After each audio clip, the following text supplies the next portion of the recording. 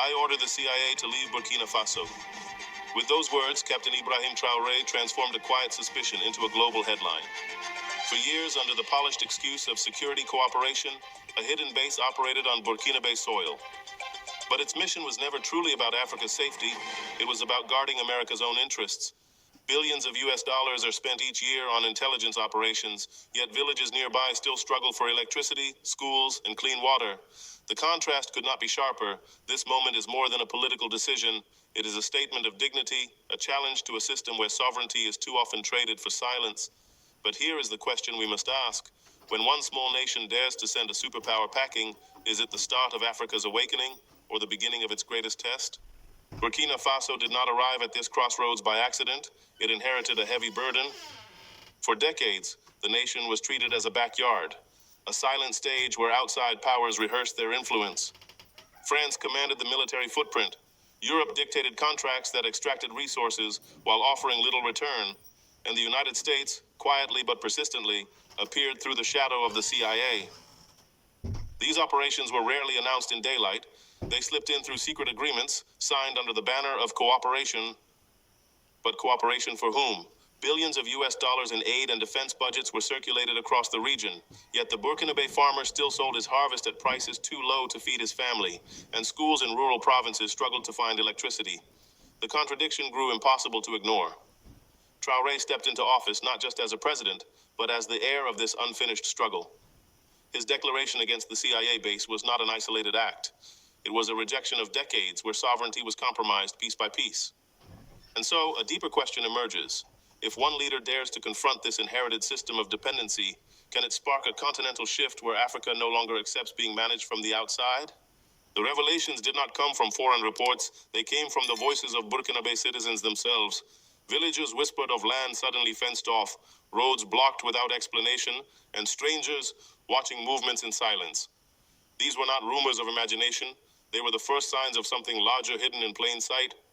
When Traore ordered a formal investigation, the truth was staggering. Inside the so-called security compound, investigators uncovered satellite receivers, surveillance drones, and advanced listening devices. Maps were found detailing not only Burkina Faso's mineral wealth, gold, manganese, uranium, but also sensitive data tracking African leaders across the region. What was presented as cooperation had quietly become a kingdom beyond the reach of Burkina Faso's laws, a parallel authority fueled by budgets worth billions of US dollars, none of which trickled down to local development. This discovery was more than a breach of sovereignty. It was a mirror of neo-colonial control, updated with 21st century technology.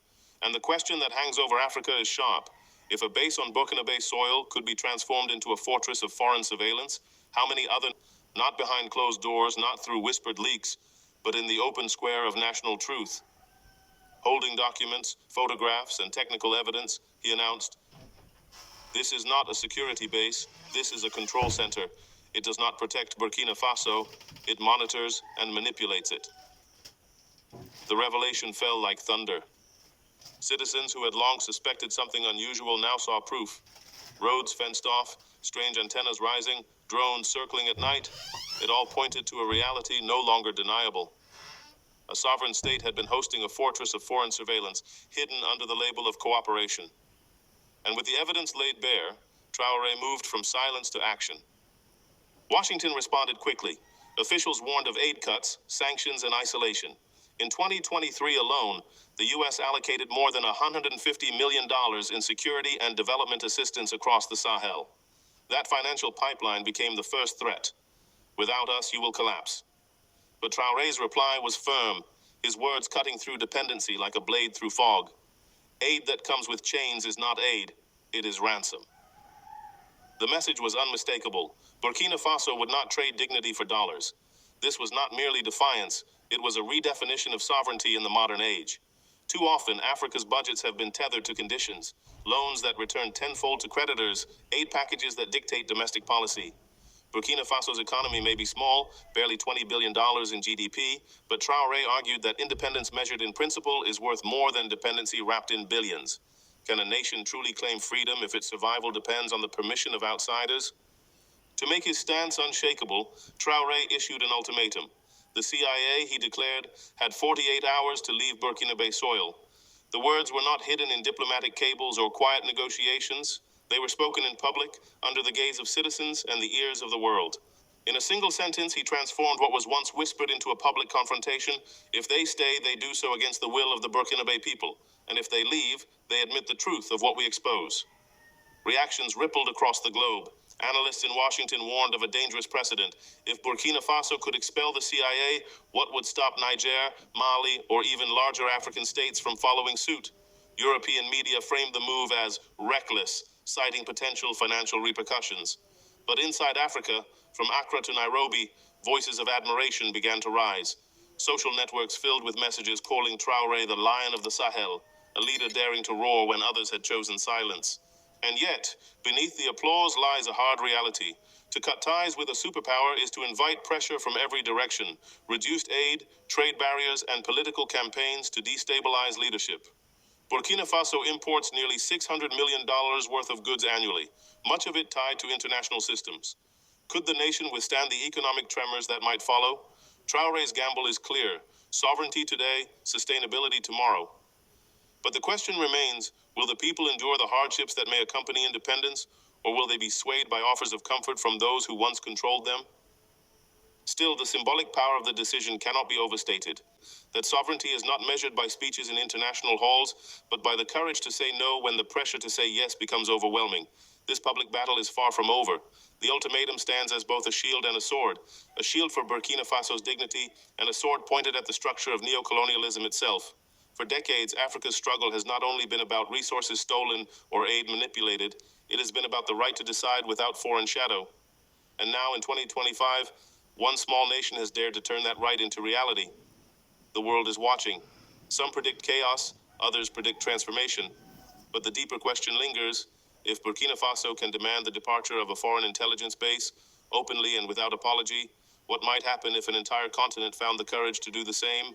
History does not always turn with explosions. Sometimes it shifts in silence. The withdrawal of the CIA from Burkina Faso was one such moment. No shots, no last-minute standoffs, only a quiet departure that spoke louder than any battle could. On the first day, convoys of black SUVs rolled out under heavy secrecy. Helicopters lifted equipment into the Sahel sky. Computers, satellite dishes, crates marked with codes only intelligence officers could understand. These were not trophies of cooperation, but symbols of an era ending. Billions of US dollars had been invested globally in such security operations. Yet in Burkina Faso, the return was fences, suspicion, and secrecy. Could this really be called partnership? By the second day, the once guarded gates of the compound stood deserted. The buzzing of drones ceased, the checkpoints vanished, and the soldiers who once patrolled in foreign uniforms were gone. A base that once seemed untouchable now looked abandoned, its silence a testimony to the will of a sovereign people. International observers admitted with surprise, for the first time, a U.S. intelligence hub was dismantled in Africa without resistance. And then came the reaction at home. Crowds gathered outside, not in anger, but in relief. Some cried, others sang, many waved the national flag. To them, sovereignty was no longer an abstract idea taught in classrooms. It was visible in the empty compound, in the reclaimed land, in the sense that their country was once again their own.